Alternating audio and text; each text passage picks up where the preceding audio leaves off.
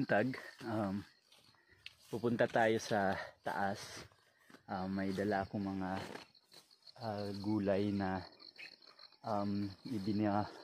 ibinaging ko muna. So ita-transplant natin ngayong araw.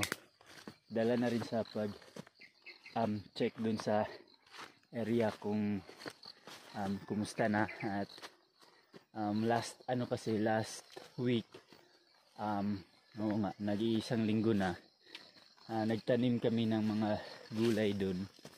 So kasama yung mga kasama natin sa komunidad.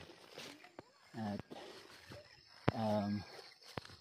check ko ngayong araw kung kumusta na, kung okay ba yung tubo. Tapos may area pa kasi na natira na hindi ko na natamnan pa.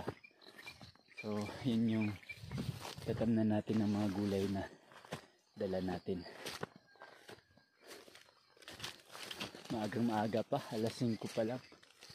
Kakagising pa lang ng mga ibon.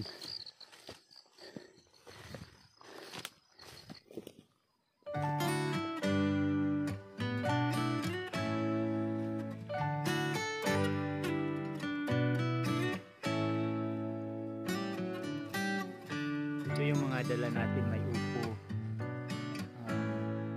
heirloom na talong or local variety ng talong, tas kalabasa.